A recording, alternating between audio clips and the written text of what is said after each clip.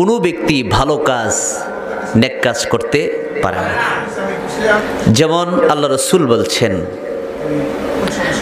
মাই ইউরিদিল্লাহু বিহি খায়রান ইউফাক্কিহু ফিদ্দীন। আল্লাহ পাক যাদেরকে ভালোবাসেন, আল্লাহ পাক যাদেরকে মায়া করেন, তাদেরকেই দ্বীনের জ্ঞানটা দান করেন। সকল মানুষের জ্ঞান একরকম নয়। এখন সকলের জ্ঞান কি একরকম? আমরা সবাই যদি সারা পৃথিবীর দিকে তাকিয়ে দেখেন, সারা পৃথিবীর মানুষ, কত মানুষ আছে? প্রায় 700 কোটি মানুষ। প্রায় এর মধ্যে 200 কোটির উপরে মুসলমান। তাহলে প্রায় 500 কোটি মানুষ এখনো কালিমা পড়ে নাই। তাহলে মুসলমানের সংখ্যা কম না বেশি? সারা পৃথিবীর তুলনায় মুসলমানের সংখ্যা কম। এখন সারা পৃথিবীর দিকে তাকিয়ে দেখেন তো, যেই মানুষগুলোর জ্ঞান আমাদের চাইতে অনেক বেশি,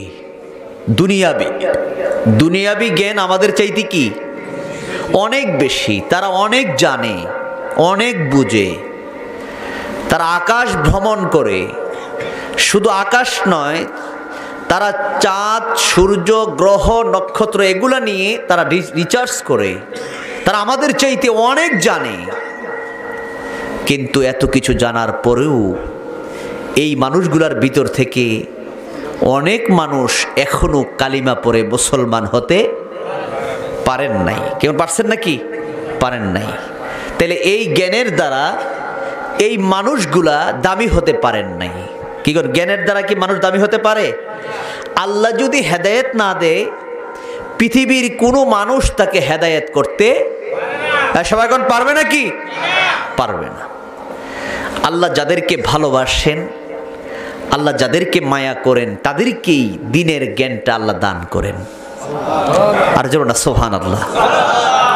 সারা পৃথিবীর জমিনে দেখেন, নবীজির চাইতে সুন্দর বুঝানোওয়ালা পৃথিবীর জমিনে কি আর কেউ ছিল বা আসবে? সবাই কোন আসবে? পিছনে কি কেউ ছিল? বর্তমানে কি কেউ আছে? আল্লাহ রাসূল সাল্লাল্লাহু আলাইহি সাল্লামের ভাষা কত সুন্দর। কাফেররা পর্যন্ত সারাদিন বিরোধিতা করত, গভীর রাত্রে নবীজির কোরআন তেলাওয়াত শোনার জন্য নবীজির হুজরার চতুর্দিকে দাঁড়িয়ে থাকতো। আর জন্য না সুবহানাল্লাহ। নবীজির হুজরার চতুর্দিকে তারা দাঁড়িয়ে থাকতো, নবী কি সুন্দর তেলাওয়াত করেন। আর দিনের বেলা আইন করেন। কি আইন করে? যে মুহাম্মদ সাল্লাল্লাহু আলাইহি সাল্লামের কোনো কথা তোমরা শুনতে পারবে না। যদি ওনার আওয়াজ শোনো, কানের ভিতরে আঙ্গুল ঢুকিয়ে রাখবে। কি ঢুকায় রাখবে? কেননা তারা জানে নবীজির কথার মধ্যে আকর্ষণ আছে। কি আছে? কোরআনের আকর্ষণ, নবীর আকর্ষণ। নবীর প্রতি মানুষের যে আকর্ষণটা আল্লাহ সৃষ্টি করেছেন, কেননা নবীকে তামাম জগতের জন্য আল্লাহ পাক রাহমাতুল লিল আলামিন করে জমিনে প্রেরণ করেছেন। যার কারণে নবীর প্রতি মানুষের আকর্ষণ কম না বেশি? মক্কার কাফেররা আইন করলো, আঙ্গুল ঢুকিয়ে রাখবে। যারা আইন করলো তারা মনে করলো যে আমি যখন আইন করেছি তাহলে বোঝা গেল কেউ যাবে না। এখন কেউ যখন যাবে না, আমি যাই, তখন আমি একা একা নবীর কোরআন তেলাওয়াত আমি শুনে চলে আসব। এখন সে গেল, আবার যে যাবে আরেকজন, সে মনে করতেছে আজকে মাত্র আইন করা হলো, তাহলে বোঝা গেল কেউ যাবে না, আমি গোপনে গিয়ে কোরআন তেলাওয়াতটা শুনে আসি। এমন করতে করতে সকল কাফেররা গিয়ে গড়ের চতুর্দিকে দাঁড়িয়ে গেছে। একজন আরেকজনকে দেখে কি বলতেছে, এই আইন না করা হলো, তুমি আসলা কেন? তুমি আসলা কেন? সকলে মিলে একই কথা। নবীর কথার মধ্যে এত মজা, আল্লাহ রসুলের ভাষার মধ্যে এত সুন্দর, পৃথিবীর জমিনে আর কোনো ভাষা নাই। পৃথিবীর জমিনে এত সুন্দর কথা আর কেউ বলতেও পারে নাই। কিন্তু এত সুন্দর কথাগুলা বলার পরও সকল মানুষ কি কালিমা পড়তে পারছে? সকলে বলে পারছে? সকল মানুষ পারে নাই। এর মধ্যে কিছু মানুষ কালিমা পড়লো, কিছু মানুষ বিরোধিতা করলো, আবার কিছু মানুষ নবীর জবানকে বন্ধ করার জন্য শত্রুতা শুরু করলো। কেউ করছে কিনা? আর সবাই এখন করছে কিনা? আল্লাহর নবীকে যারা নবীর সঙ্গে পৃথিবীর জমিনে জ্ঞানী হলেই হয় না, একটা হলো উত্তম জ্ঞান, যেই জ্ঞানের দ্বারা দুনিয়াতেও উপকৃত হয়, আখিরাতেও উপকৃত হয়। যার কারণে নবীজি দোয়া করছেন, রব্বানা আতিনা ফিদ দুনিয়া হাসানা। দেখেন, নবী দুনিয়ার জন্য আগে দোয়া করছেন, রব্বানা, হে প্রভু, আতিনা, আমারে দাও, ফিদ দুনিয়া, দুনিয়ার মধ্যে, হাসানা, দুনিয়ার সমস্ত কল্যাণ ভালো জিনিসগুলা আমাকে দাও, জুমলা সুবহানাল্লাহ। ওয়াফিল আখিরাতে হাসানা, এবং আখিরাতের ভালোটি আমারে দাও, জুমলা সুবহানাল্লাহ। আমরা দুনিয়াতেও ভালো চাই, আখিরাতেও ভালো চাই। কি বলেন, ঠিক না ভাই? ঠিক। আমরা কি দুনিয়াতেও ভালো চাই, আখিরাতেও কি চাই? ভালো চাই। কি কোন আমরা রাজি আছি তো ইনশাআল্লাহ? এই দুনিয়ার জমিনটা তো বেশি দিনের নয়। এই আহসানপুর এলাকায় কত মানুষ ছিল, আজকে কি সকলে আছে? আর সবাই কোন সকলে আছে? এখন আমরা যারা আছি, কিছুদিন পরে কি আমরা থাকবো? সকলকেই আল্লাহ পাকের ডাকে সাড়া দিতে হবে। কি নিয়ে যাবেন? আপনার মৃত্যুর প্রস্তুতিটা কি? আপনি কি নিয়ে কবরে যাবেন? একটু চিন্তা ফিকির করা দরকার। এই জমিন তো থাকার নয়, এই জমিনে তো আমরা কেউ থাকবো না। আমরা কি নিয়ে তরাই বড়াই, দাঙ্গা হাঙ্গামা, ফাসাদ, ঝগড়া ফাসাদ, মারামারি, কাটাকাটি, হানাহানি, একজনকে মেরে যদি আপনি সারা জীবন বেঁচে থাকতে পারতেন তাহলে আমরা এগুলো করতাম। কিন্তু এগুলো তো করে আজকে তাকে মারলেন, 2 দিন পরে তো আপনিও থাকতে পারবেন না। আপনাকেও তো আল্লাহর ডাকে সাড়া দিতে হবে। এগুলো হবে কি না? তখন আল্লাহর সামনে আপনি কি জবাব দিবেন? আল্লাহ পাক বলেন, বান্দা, তুমি যদি জর্রা পরিমাণ অন্যায় করো, যেই অন্যায়টা পৃথিবীর মানুষের চোখে যদি ধরা না পড়ে, পৃথিবীর কেউ যদি না দেখে, জর্রা পরিমাণ তুমি অন্যায় করেছ, কারো চোখে ধরা পড়ে নাই, 2 জনের মধ্যে তুমি ঝগড়া লাগিয়ে দিয়েছ, এমন ভাবে তুমি ঝগড়া লাগিয়ে দিলে, এত সুন্দর কৌশল করে 2 জনের মধ্যে তুমি ফাসাদ করে দিলা। এই ফাসাদটা করার কারণে মাঝখানে তুমি মাধ্যম হয়ে 2 জনের মধ্যে ঝগড়াটা লাগালা, কিন্তু 2 জন বুঝতে পারে নাই তুমি বলেছ। কিছু কিছু মানুষ বলে সত্য, কিন্তু উদ্দেশ্য থাকে কি? আর সবাই কোন উদ্দেশ্যটা কি? সকল কথাই উত্তম নয়। সকল কথা কি উত্তম? কিছু কিছু কথা আছে কি বলে সত্য, কিন্তু ভিতরের উদ্দেশ্যটা কি? খারাপ। যেমন ইব্রাহিম আলাইহিস সালামের চাদরের নিচে ছুরি আছে, শয়তান বলতেছে ইসমাইলকে। এখন ইসমাইল আলাইহিস সালামকে যে বলতেছেন, এই বলার পিছনে কি শয়তানের উদ্দেশ্য কি ভালো ছিল? না। চাদরের নিচে যে ছুরি আছে, কথাটা কি সত্য? সবাই কথাটা কি? কথাটা সত্য, কিন্তু শয়তানের উদ্দেশ্যটা কি? যে আল্লাহর হুকুম ইসমাইল আলাইহিস সালামকে কুরবানি করার জন্য যে মিনাতে নিয়ে যাচ্ছে, মিনাতে নিয়ে যে তাকে কুরবানি করবে, আর বাপ ছেলে 2 জনের মনটা এত সুন্দর, বাবা ডাক দিয়ে বললে, ইয়া আবাতি ফাল, ও আমার সন্তান শোনো, আমি স্বপ্নে আদিষ্ট হয়েছি, আমি স্বপ্নের ভিতরে আদিষ্ট হয়েছি, আমি যেন আমার আল্লাহর রাস্তায় সবচেয়ে আদরের বস্তুটা কুরবানি করি। এখন আমি বুঝতে পেরেছি আল্লাহ পাক তোমার কুরবানি চাচ্ছেন, তুমি কি কুরবানি হতে প্রস্তুত আছো? সন্তানের কাছে বাবা বলতেছে, সন্তান বলতেছে সাতাজিদুনি ইনশাআল্লাহ, বাবা আপনি আমাকে ধৈর্যশীলদের কাতারেই পাবেন, আপনি কুরবানি করেন, আমার কোনো আপত্তি নাই। জোরে সুবহানাল্লাহ। বাপ ছেলে 2 জনই রাজি, 2 জনই কি রাজি? আমি রাজি। এখন ছেলেকে কুরবানি করার জন্য নিয়ে যাচ্ছে 3টি জায়গায়। যারা মক্কা মদিনায় গেছেন হজের সময়, জামারাত 3টি জামারাত, 3টি জায়গায় পাথর মারা ওয়াজিব। 3টি জায়গায় পাথর মারা কি ওয়াজিব? এই 3টি জায়গায় যেই জায়গায় শয়তান ইসমাইল আলাইহিস সালামের কাছে ধোঁকা দেওয়ার উদ্দেশ্যে বলেছে সত্য, কিন্তু উদ্দেশ্যটা কি? কিন্তু ইসমাইল আলাইহিস সালাম বুঝতে পারছেন, নবী তো বুঝতে পেরে তিনি বুঝতে পারছেন যে যিনি আমাকে বৃদ্ধ মানুষের স্রোত ধরে সুন্দর কথাগুলো বলতেছেন আমাকে বাঁচানোর জন্য। কারে বাঁচানোর জন্য? ইসমাইল আলাইহিস সালামকে কি কথাটা কি সুন্দর না? ও ইসমাইল, তুমি যাচ্ছ তোমার বাবার সঙ্গে, তোমার বাবা তো কিছুক্ষণ পরে তোমাকে নিয়ে জবাই করে দিবে, তোমার বাবার চাদরের নিচে ছুরি আছে। কথাটা কি সুন্দর না?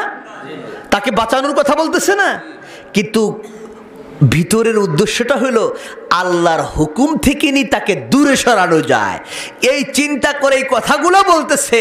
ইসমাইল আলাইহিস সালাম তো বুঝতে পারছেন, বুঝতে পেরে তিনি মুজদালিফার মাঠ থেকে কঙ্কর নিয়ে যখন তাকে পাথর মারলেন, এই পাথর মারাটা আল্লাহর কাছে এত পছন্দ হয়ে গেছে, সকল হাজীদের জন্য ওয়াজিব করে দেওয়া হয়েছে। জোরে সুবহানাল্লাহ।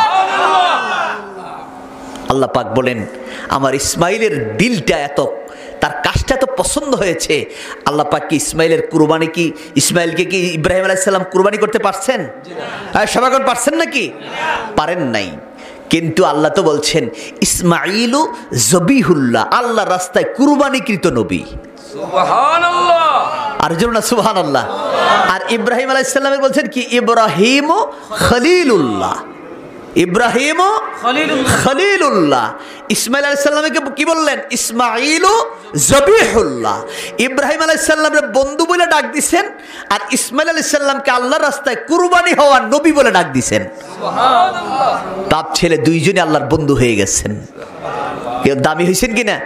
এই দামি হওয়ার পিছনে আল্লাহ পাক বলেন, আমি আল্লাহ তোমার বংশের দিকে, গোত্রের দিকে, তোমার চেহারাটা কেমন, তোমার চেহারা কেমন, সুন্দর না কালো, আমি এই দিকগুলোর দিকে তাকাই না। আমি আল্লাহ হইলাম অন্তর্যামী, তোমার অন্তরের দিকে তাকাই। পৃথিবীর জমিনে এমন কিছু মানুষ আছে, লেবাস সুন্দর, ভিতর খারাপ। ভিতর কি খারাপ, ভিতর নষ্ট। এই ভিতর নষ্ট হলে এই লেবাসে, পোশাকে কোনো লাভ হবে না। এই পৃথিবীর জমিন আল্লাহ পাক বলেন, আমি আল্লাহ হলাম আলিমুম বিজাতিস সুদূর, তোমার অন্তরের ভিতরে কোন কথা উঠে পড়ে এই সকল খবর আমি আল্লাহ জানি। সুবহানাল্লাহ। কে জানে? কে জানে? সবাই বলেন কে জানে? আল্লাহ জানেনি? এই জন্য আল্লাহ পাক বলেন, ফামান ইয়ামাল মিসকালা যাররাতিন খায়রান ইয়ারা ওয়া মান ইয়ামাল মিসকালা যাররাতিন শাররান ইয়ারা। আল্লাহ পাক বলেন, বান্দা তুমি যদি যাররা পরিমাণ ভালো কাজ করো, এই ভালো কাজের প্রতিদান আমি আল্লাহ তোমাকে দেব। তুমি যদি যাররা পরিমাণ গুনাহ করো, যাররা হলো এমন যাররা, সুয়ের মাথায় যদি পানি নাও, এই পানিটাকে যদি 40 ভাগ করো, ফোঁটাটা সুয়ের মাথার পানির ফোঁটা, আঙ্গুলের মাথার পানির ফোঁটা বরফ, সুয়ের মাথার পানির ফোঁটা কি ছোট। আর ওই পানিটাকে যদি 40 ভাগ করো, এইটার এক ভাগকে বলা হয় জররা। এটার অনেক ব্যাখ্যা আছে, কেউ বলেছে 70 ভাগের 1 ভাগ, কেউ বলেছে 24 ভাগের 1 ভাগ, কেউ বলেছে 40 ভাগের 1 ভাগ। আমরা মনে করি অত্যন্ত ছোট। অত্যন্ত কি ছোট, যেটার খবর পৃথিবীর কেউ জানে না। আল্লাহ পাক বলেন, আমি আল্লাহ ওইটাও জানি। যেমন সুবহানাল্লাহ। এই জররা পরিমাণ ভালো কাজ যদি তুমি করো, এটার প্রতিদান আমি আল্লাহ তোমাকে দেব। যেমন সুবহানাল্লাহ। ভালো কাজ কি কাজ? ভালো কাজের দাম আসেনি? আজকের এই মাহফিল, এটা কি ভালো কাজ না খারাপ কাজ? এই সবাই কোন কি কাজ? ভালো কাজ। এই মাহফিলে যারা বসবে, যেখানে কোরআন এবং হাদিসের আলোচনা হয়, জিকির আজকার হয়, আল্লাহ রসুল বলছেন, বুখারীর হাদিস, হযরত আনাস থেকে হাদিসটা বর্ণিত, নবীজি ফরমান, এখানে নাযালাত আলাইহিমুস সাকিনা, ওইখানে আকাশ থেকে আল্লাহর রহমত নাজিল হয়। সুবহানাল্লাহ। আকাশ থেকে আল্লাহর রহমত কি হয়? নাজিল হয়। শুধু রহমত নয়, ফেরেশতা পর্যন্ত আসে। ফেরেশতা এইভাবে আসে, আস্তে আস্তে আস্তে আস্তে আকাশ পর্যন্ত লেগে যায়। এখন আসার সময় ফেরেশতারা আসে একা একা, যাওয়ার সময় সকলে একসাথে। মনে করেন এই মাহফিলে আমরা যে আসছি, একা একা 2 জন 3 জন 4 জন 5 জন এইভাবে আসছি না? সবাই কেন এইভাবে আসছি না? কিন্তু মাহফিল শেষ হইলে আমরা সবাই কি একসাথে, তখন সবাই বুঝতে পারবে তারা আসছে কোথা থেকে, মাহফিল থেকে। এখন ফেরেশতারা যে যাবে, ফেরেশতারা যে আসছে এখান থেকে যে আবার যাবে, আল্লাহ দেখে কি দেখে না? সবাই আল্লাহ দেখে কি দেখে না? আল্লাহ দেখার পরও আল্লাহ ডাক দিবেন, ও ফেরেশতারা কোথায় গেছিলা? ফেরেশতারা কইব, আল্লাহ এমন গ্রামে, আহসানপুর একটা গ্রামে এমন একটা সুন্দর মাহফিল, তারা তোমার আলোচনা, তোমার হাবিবের আলোচনা, জিকির আসকার, তোমার নামে জিকির, তোমার হাবিবের শানে দুরুদ সালাম পাঠ করছে, এমন একটা মজলিসে আমরা গেছিলাম। এখন আল্লাহ ডাক দিয়ে বলবেন, ও ফেরেশতারা তারা কি আমারে দেখছে? এগুলো আমরা কি আল্লাহকে দেখছি? আল্লাহই আবার জিজ্ঞাসা করবো, ও ফেরেশতারা তারা কি আমারে দেখছে? তখন ফেরেশতারা বলবেন, না, আমাকে আল্লাহ আপনাকে তো তারা দেখে নাই। তো না দেখে তারা আমার উপরে, আমার ভয় তাদের ভিতরে কাজ করছে।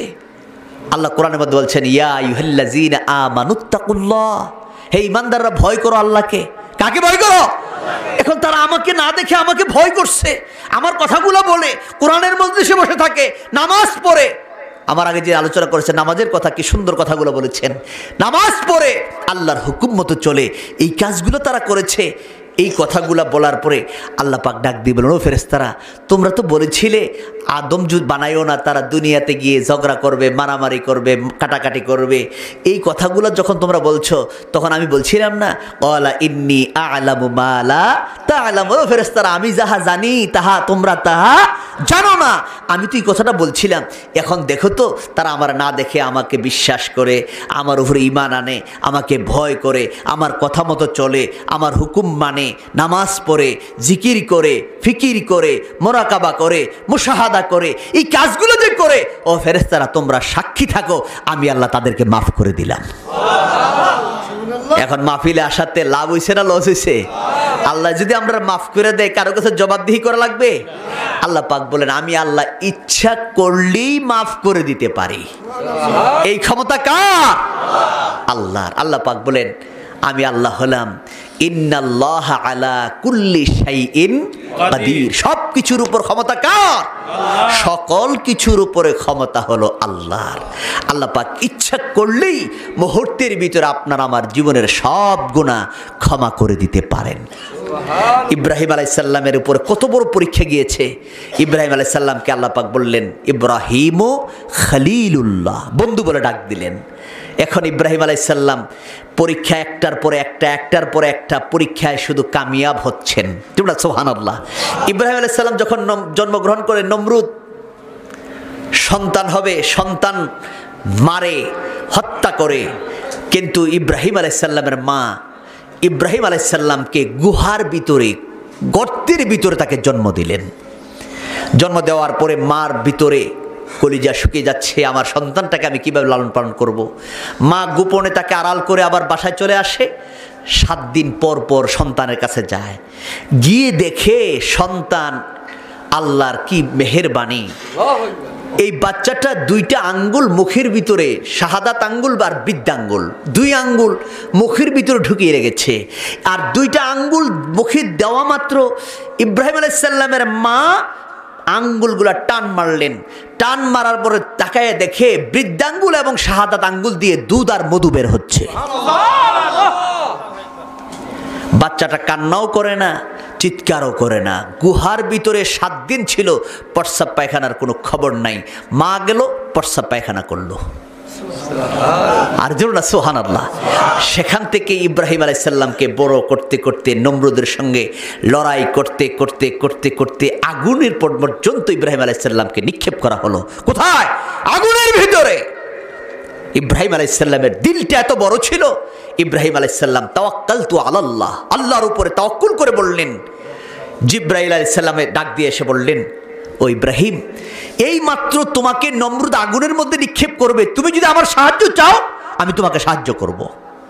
ইব্রাহিম আলাইহিস সালাম বললেন, আমি যে আল্লাহকে ডাকি, এই আল্লাহ তো তোমারে পাওয়ার দিছে। আল্লাহ যদি আমার সরাসরি সাহায্য করে, তাহলে তোমার সাহায্যের চাইতে আল্লাহর সাহায্যটা আরো বড় হবে। সুবহানাল্লাহ, আল্লাহু আকবার। নবী তো, নবী আর কার মাধ্যম লাগবে? উম্মতের মাধ্যম লাগবে, নবীর মাধ্যম। কিন্তু নবী আর কার মাধ্যম? নবী তো সরাসরি আল্লাহর সঙ্গে। নবী কার সঙ্গে? আবার মাঝে মাঝে নবীদেরকেও মাঝে মাঝে আমার নবীর উসিলা দইরে আল্লাহর কাছে চাওয়া লাগছে। লাগছে নি? আদম আলাইহিস সালাম আল্লাহর কাছে মাগফিরাত কামনা করছে আমাদের নবীর উসিলা দিয়া। 350 বছর কাঁদছে, রব্বানা যালামনা আনফুসানা ওয়া ইল্লাম তাগফির লানা ওয়া তারহামনা লানাকুনান্না মিনাল খাসিরিন। আল্লাহকে ডাক দেখ, আল্লাহ আমি আমার নিজের উপরে জুলুম করছি, আমি আমার জীবনটাকে ধ্বংস করে দিয়েছি। তুমি আমারে জান্নাতের ভিতরে দিয়েছিলা, জান্নাতের নাজ নিয়ামত পাওয়ার পরও আমি কেন ওই গাছের কাছে গেলাম, কেন ওই গাছের ফল খাইলাম? আল্লাহ ডাক দিয়ে বললেন, লা তাকরাবা হাযিস শাজারা, আদম রে জান্নাতটা তোমার জন্য হালাল করে দিলাম, কিন্তু লা তাকরাবা হাযিস শাজারা, ওই গাছের কাছে যাবা না, ওই গাছের নিকটবর্তী তুমি হবা না। কিন্তু আমি ওই গাছের ফল কেন খাইলাম? এই কথাটা, এই কাজটা করার পরে যখন জান্নাতি ফল, ওই গাছের ফল যখন খাইল, আদম নবীর জান্নাতি পোশাকগুলা খুলে গেল, হাওয়া আলাইহিস সালামের পোশাকগুলা খুলে গেল। দুইজনকে পৃথিবীর জমিনে নিক্ষেপ করলেন, দুইজনকে দুই দেশে, একসাথে না, আরেক জায়গায়, একজনকে জেদ্দায় আরেকজনকে শ্রীলঙ্কায়, দুইজনকে দুই দেশে পাঠাইলেন। এখন পৃথিবীতে কোনো মানুষ নাই, কেউ নাই, দুইজন শুধু কাঁদে। সারা পৃথিবীতে পশু পাখি এই জায়গার মধ্যে দুইজনে শুধু কান্দে আর কান্দে। রব্বানা যালামনা আনফুসানা ওয়া ইল্লাম তাগফির লানা ওয়া তারহামনা লানাকুনান্না মিনাল খাসিরিন, এটা বলে বলে কাঁদে। আর পশু পাখি তাদের চোখের পানি খায় আর কয়, আদম রে তোর পানিগুলা, চোখের পানিগুলা আমাদের খুব স্বাদ লাগে। আদমের কান্না আরো বেড়ে গেছে, আল্লাহ আমি তোমার জন্য কাঁদি, আর পশু পাখি আমার পানি খেয়ে আমার সামনে বলতেছে পানি নাকি খুব তৃপ্তি লাগে, স্বাদ লাগে। আল্লাহ তুমি কি আমাকে মাফ করবা না? তুমি কি আমাকে তাদের কাছেও তিরস্কারের পাত্র করে দিবে? এইভাবে 350 বছর কাঁদার পরে কাঁদতে কাঁদতে যখন আরাফার ময়দানে, মক্কাতুল মুকাররমায় আরাফার ময়দান, যেই ময়দানটার নামই হলো আরাফা, আরবিতে মাদ্দা, মূল শব্দ হলো আইন র ফা, আরফুন, এর শব্দের অর্থ হলো পরিচয়। এর অর্থ কি? পরিচয়। এই ময়দানের মধ্যে আদম হাওয়ার পরিচয় হয়েছে এমনটি নয়, আদম হাওয়ারও একসাথে হয়েছে। যেই মাত্র জাবালে রহমত পাহাড়ের উপর দাঁড়াইলেন, উপরের দিকে তাকানো মাত্র আল্লাহ পাক আদমের চোখের দৃষ্টি আরশ পর্যন্ত খুলে দিয়েছেন। সুবহানাল্লাহ, নারে তাকবীর, আল্লাহু আকবার, নারে রিসালাত, বিদাদা সাইফুল ইসলাম খন্দকার সাহেব জিন্দাবাদ, জিন্দাবাদ, আল্লাহ দরবার শরীফ জিন্দাবাদ, জিন্দাবাদ। আদম আলাইহিস সালাম উপরের দিকে তাকাইয়েই স্মরণ হয়ে গেছে জান্নাতের কথা।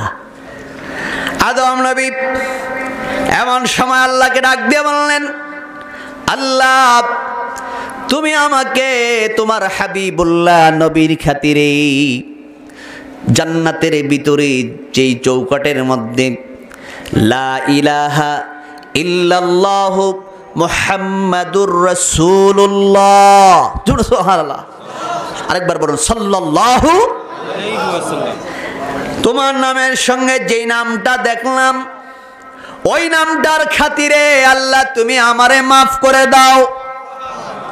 এমন সময় আল্লাহ ডাক দিয়ে বললেন, আদম রে তুমি এই নামের খবর কিভাবে জানলা? আদম কয়, জান্নাতের ভিতরে তোমার নামের সঙ্গে আমি ওই নামটা দেখলাম, আমি বুঝতে পারলাম এই নামটা তোমার কাছে এত পছন্দ, এই নামটা তোমার কাছে এত ভালো, যার কারণে এই নামটা নিয়ে তোমাকে আল্লাহ এই নামের উসিলা দিয়ে তোমার কাছে চাইলাম।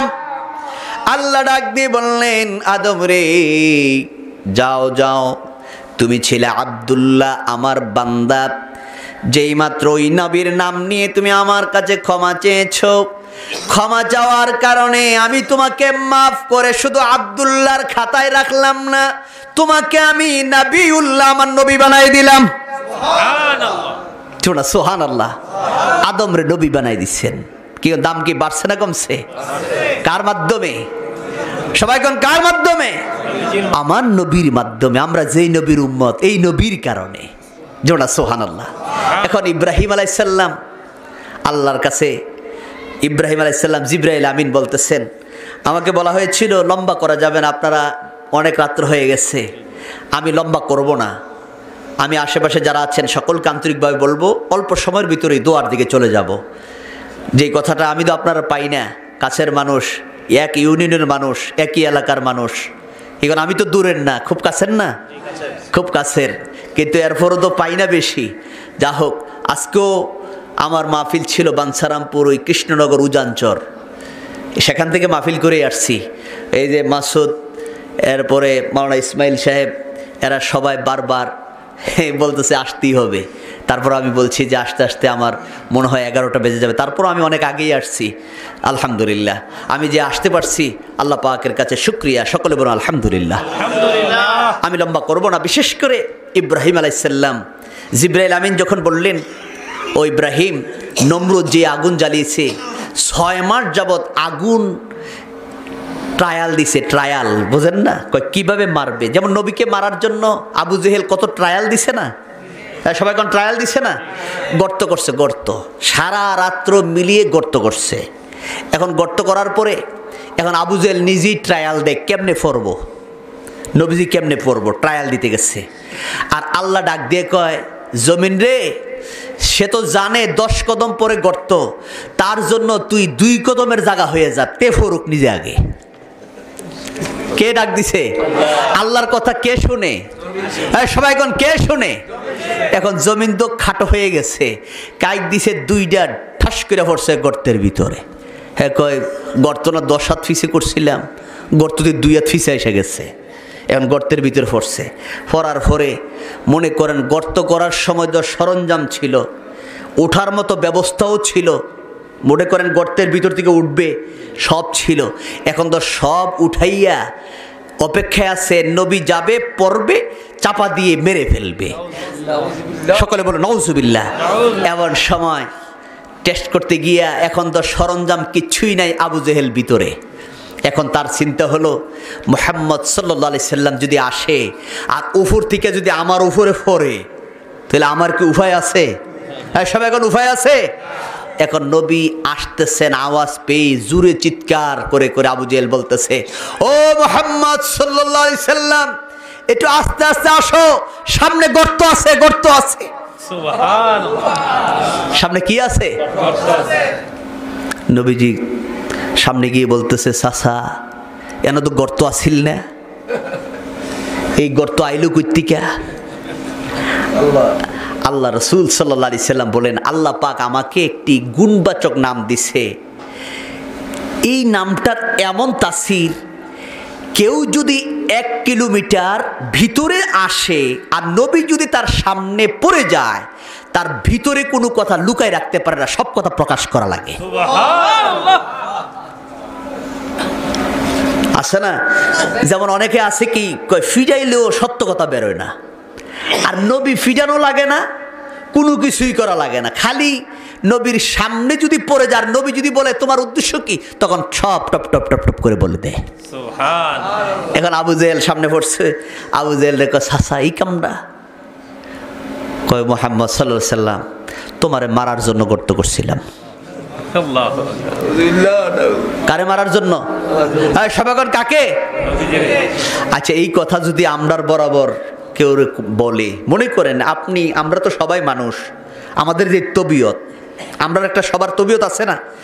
এখন কেউ যদি বলে, আমরা যারা এখানে আছি, যার যার নামে একজন যদি বলে যে আসানপুরে আমি আপনাকে মারার জন্য, আপনাকেই মারার জন্য সে গর্ত করছে, এই গর্তের ভিতরে হে নিজে পড়ছে, আর এটা হলো গভীর রাত্র, কেউ নাই, এই অবস্থাটা যদি আপনি পান, তখন আপনার মনের অবস্থাটা কি হবে? সবাই এখন কি হবে? তখন কইব কি, যে তুমি আমারে মারার জন্য এই সিদ্ধান্ত নিচ্ছ, এখন আমি তোমারে কি করবো? এখন তো পৃথিবীর কেউ নাই, এখন মাটি সাফা দিয়া তোমারে শেষ করে দেব। কিন্তু নবীজি তা করছেন? নবীজি ডাক দিয়া বললেন, চাচা এই কাজটা আপনি কেন করলেন? এইবার আবু জেহেল ডাক দিয়ে বলেন, আপনাকে মারার জন্য। নবীজি ডাক দিয়া বললেন, আমাকে মারার জন্য তুমি এই কাজটা করেছ, কেন তুমি করলা? আমি তো এই মক্কার জমিনে কারোর ক্ষতি করি নাই, কেউ ক্ষতি করছেন? আল্লাহর নবী তো কারোর ক্ষতি করেন নাই, কারোর পরের হক নষ্ট করেন নাই। আল্লাহর নবী তো কাউকে অসম্মান করেন নাই। নবীজি বলেন, আমি তো আপনাকে কোনোদিন কষ্ট দেই নাই, কিন্তু মক্কার মানুষগুলার নবীরে কষ্ট দিছেননি? কিন্তু নবী কি কষ্ট দিছেন? কেউ এমন ইতিহাস কি কেউ পাইবেন যে নবী এই মানুষটার এত কষ্ট দিছে? কিন্তু আল্লাহ রাসূল বলছেন, এই সূরা ফাতাহ যখন নাজিল হয়, ইন্না ফাতাহনা লাকা ফাতহাম মুবিনা, ও নবী আমি আপনাকে একটা প্রকাশ্য বিজয় দিয়েছি। এই আয়াতটার পিছনে হুদাইবিয়ার সন্ধির যখন চুক্তি করলেন নবীজি, চুক্তির মধ্যে যখন সই করলেন, সাথে সাথে আল্লাহ পাক ওহী নাজিল করে আয়াত নাজিল করে দিলেন। তোমরা সুবহানাল্লাহ, ও নবী আমি আপনার একটা প্রকাশ্য বিজয় দিলাম। এখন সাহাবারা তো বুঝে না। এখন নবীকে সাহাবারা প্রশ্ন করে, হুজুর বিজয় কোথায়? আমরা তো মাত্র একটা চুক্তি করলাম। আর চুক্তিটা এরকম, মনে করেন দুই পক্ষ ঝগড়া, দুই পক্ষের মধ্যে কি সবাই এখন দুই পক্ষের মধ্যে কি? আমার কাছের মানুষ, এই জন্য একটু কথা ভেঙে ভেঙে বলছি, রাগ হচ্ছেন নাকি? কথা শেষ করে দেব। এমন সময় দুই পক্ষের মধ্যে ঝগড়া। এখন এক পক্ষ আরেক পক্ষ, এখন এক পক্ষ যেটা কয় ইডুই মানে, যেটা কয় ইডুই মানে। এখন আরেক পক্ষ, ওই পক্ষ মনে করবে কি, তারা মনে হয় আমরার ভয়ে শেষ, আমরার ভয়ে কি এটা বুঝতো না, আমরা যেটা কই ইডুই মানে। হ্যাঁ মনে করেন একটা গাছ নিয়ে দ্বন্দ্ব। কি নিয়ে দ্বন্দ্ব? গাছ। এখন যদি বলে যে গাছটা আমাদেরকে দিয়ে দিবা, এখন ওই পক্ষ কয় আচ্ছা দিয়ে দেবো। শুধু দিলেই হইতো না, গাছটা সুন্দর করে কাইটটা দেওয়ান লাগবো। কয় তাও রাজি। কয় শুধু কাইটটা দিলে হইতো না, এটা দিয়ে একটা নৌকা বানাম তক্তাটি সহ চিরাই দেওয়ান লাগবো। কয় তাও রাজি। এরপরে যদি কয় না, এরপরও শেষ হইতো না, এটারে সুন্দর কইরা বিনারি দিয়া নৌকা বানাইয়া আমার দেওয়ান লাগবো। এরপরে কয় তাহলে তাও রাজি। এখন এই পক্ষ যদি হেরা কয়, আর এই পক্ষের তারা কি কইব? এই পক্ষের মানুষটি কইব কি, দেখছো আমরা ডরে জিডা কই ইডই মানে, জিডা কই ইডই মানে। এখন নবীর বরাবর এমন হইছে, মনে করেন কেমন হইছে? এখন নবী হুদাইবিয়ার সন্ধিটা কেমন? নবী মক্কা ছেড়ে মদিনায় চলে গেছেন। মদিনায় যাওয়ার পরে আল্লাহ রসুল সাল্লাল্লাহু আলাইহি সাল্লামের সাহাবিগুলা বলতেছে, হুজুর জন্মভূমিটা ছাইরা হিজরত কইরা মদিনায় আসছি, আমরা খালি বারবার মক্কা শরীফটা একটু দেখতাম মনটা চায়, আমরা যার যার জন্মভূমিটা দেখতাম মন চায়। নবীজি বললেন চলো আমরা যাই। তখন 1000 সাহাবী নিয়ে নবী রওনা করলেন। হুদাইবিয়া নামক জায়গায় এসে আল্লাহ রসুল সাল্লাল্লাহু আলাইহি সাল্লাম উসমান রাদিয়াল্লাহু তাআলা আনহুকে মক্কায় পাঠাইছেন খবর দিয়া, ও মক্কার কাফেররা শোনো, নবীজি সাহাবা নিয়ে আসছেন, তোমরা যদি অনুমতি দাও নবী অর্থাৎ আল্লাহর গড়টা তোয়াফ করে 3 দিন অবস্থান করে কারোর সঙ্গে ঝগড়াও করবে না, মারামারিও করবে না, কাটাকাটিও করবে না, কাউকে কিছু বলবো না। নবীজি আস্তে করে আল্লাহর গড়টা তোয়াফ কইরা আবার মদিনার দিকে চলে যাবে, এমন একটা খবর দিয়ে উসমান রাদিয়াল্লাহু তাআলা আনহুকে পাঠাইছেন। এই পাঠানোর পরে মক্কার কাফেররা দেখেন খারাপ তো খারাপই, তারা কি করলেন, উসমান রাদিয়াল্লাহু তাআলা আনহুকে পাইয়া তারা রুমের ভিতরে আটকাইয়া বাহিরে খবর দিছে, নবীর কাছে খবর পৌঁছাইছে, তারা উসমানকে তারা হত্যা করছেন। সকলে বলে নাউজুবিল্লাহ। তারা কি করছেন? সবাই এখন কি করছেন? হত্যা। এখন নবীজি কিচ্ছু বলে না। 1000 সাহাবী তারা বসা থেকে দাঁড়াইয়া আল্লাহর নবীর হাতে হাত দিয়ে বায়াত নিয়ে ওয়াদা করলেন, ইয়া রাসূলুল্লাহ, তারা যদি সত্যিই উসমানকে হত্যা করে থাকে তাহলে আমরা ওয়াদা করলাম আমাদের যদি জীবন থাকে এই জীবনটা মক্কার জমিনে বিলীন করে দেব, তারপরও উসমান হত্যার একটা প্রতিশোধ নিয়ে যাব। এই কথাটা মুহূর্তের ভিতরে মক্কায় চলে গেছে। এখন মক্কার কাফেররা কি করলেন, সাথে সাথে উসমানকে ছেড়ে দিলেন। উসমান রাদিয়াল্লাহু তাআলা কি করছেন? ছেড়ে দিয়েছেন। উসমান রাদিয়াল্লাহু তাআলা ছেড়ে দিয়ে উসমান রাদিয়াল্লাহু তাআলা বলতেছেন, নবীকে গিয়ে বলো তিনি যদি আসতে চায় আসুক, আমাদের কোনো আপত্তি নাই। এখন উসমান রাদিয়াল্লাহু তাআলাকে যখন ছেড়ে দিলেন, সাহাবীগুলা যখন ওয়াদা করতেছেন, এমন সব উসমানকে দেখে তারা খুশি হয়ে গেলেন। খুশি হওয়ার পরে তারা যখন এই খবরটা উসমান রাদিয়াল্লাহু তাআলা যখন বললেন, তখন নবীজি বলেন আমি এমনি যাব না, তাদের সঙ্গে একটু চুক্তি হোক। তাদের সঙ্গে কি হোক? দুই পক্ষ একটা চুক্তি হোক। এখন চুক্তি ছাড়া গেলে একটু পরে যদি আবার আরেকটা ঘটায় ফেলে দুই পক্ষে একটা চুক্তি হোক। এখন চুক্তির মধ্যে দুই পক্ষ বসলেন, বসার পরে নবীজি বললেন, তোমরাই বলো কি করলে রাজি। নবীর পক্ষ থেকে কোনো চুক্তি নাই, কাফেরদেরকে নবীজি উদ্বুদ্ধ করলেন, তোমরা বলো। এখন কাফেরদের মধ্য থেকে বলতেছে, হুজুর আপনার চেহারা যেই সুন্দর, তোমরা সুবহানাল্লাহ, নবীজির চেহারা কি সুন্দর কিনা? মাদারুজ্জুন নবুয়ত কিতাবের মধ্যে আছে, মা আয়েশা সিদ্দিকা রাদিয়াল্লাহু তাআলা আনহা বলেন, ইউসুফ আলাইহিস সালামের সৌন্দর্য দেখে যারা হাত কেটে দিয়েছিল, তারা যদি আমার নবীকে দেখতো, কলিজা কাটার পরও তারা টের পাইতো না। সুবহানাল্লাহ। এখন তারা বলতেছে, আপনার চেহারা যে সুন্দর, আপনি যে মানুষগুলো তৈরি করছেন, জাহিলিয়াতের যুগে যে বর্বরতার যুগ, মানুষ যেইভাবে পিতা ছেলেকে বিশ্বাস করে না, ছেলে পিতাকে বিশ্বাস করে না, এই যুগের মধ্যে আপনি কি মানুষ তৈরি করলেন? নবীজি বললেন, তুমি নিজের জন্য যাহা পছন্দ করো, তোমার আরেকটা ভাইয়ের জন্য সেটাই পছন্দ করো। তুমি খাইতে পারো না, এই খাবারটা তুমি আরেকজনকে দিও না, তুমি যেটা খাইতে পারো ওইটাই আরেকজনের দাও। সুবহানাল্লাহ।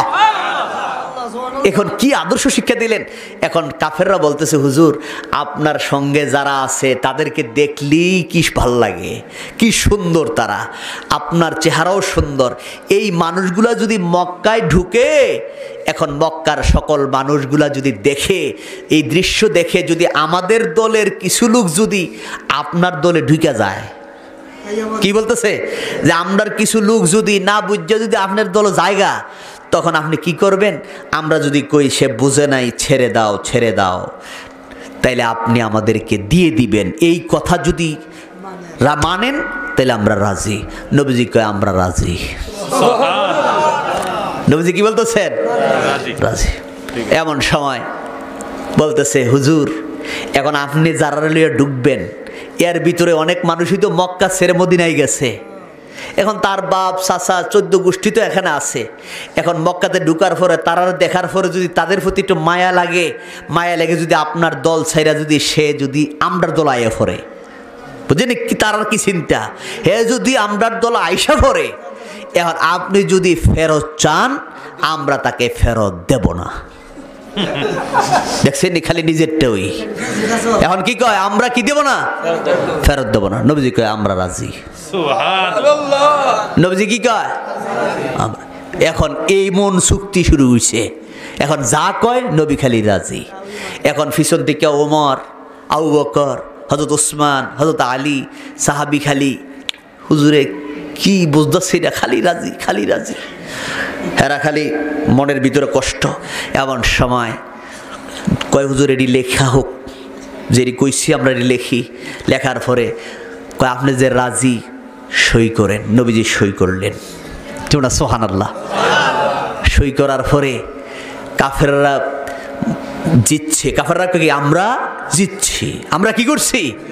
চুক্তিতে আমরা সবার চাইতে বেশি, যা হয়েছে সব আমরার পক্ষে, সব কি আমরার পক্ষে, আর মুসলমানের বিপক্ষে।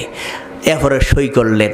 সই করা মাত্র আল্লাহ পাক কোরআনের আয়াত নাজিল করেন, ও নবী ইন্না ফাতাহনা লাকা ফাতহাম মুবিনা, ও নবী আমি আপনার একটা প্রকাশ্য বিজয় দিলাম। সুবহানাল্লাহ। এখন বিজয়টা কি?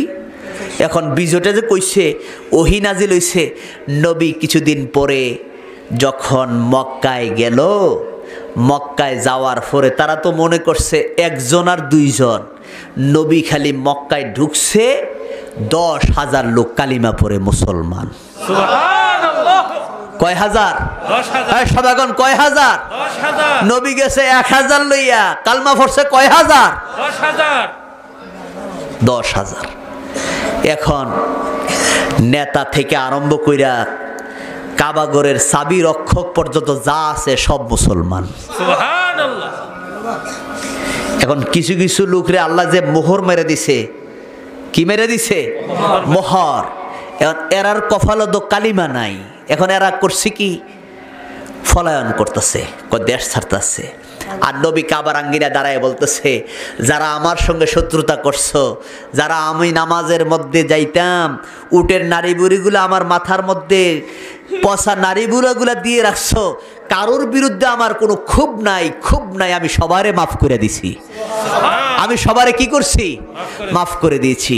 এই কথাগুলো বলতেছে। এর হরো তারা ফলায়, কয় হেরা মনে করছে হেরা তো কথা আর কাজের মধ্যে কি নাই, সবাই কথা কাজের মধ্যে কি নাই, বিল নাই। হেরা মনে করছে আমরা রে বুঝাই বুঝাই নিয়ে মনে হয় মাইটটা দিব, এই মনে কইরা তারা ফলায়ন করতেছে। এমন সময় একটা বৃদ্ধ মহিলা একটু যায় আবার বৈশা পড়ে, একটু যায় আর বৈশা পড়ে।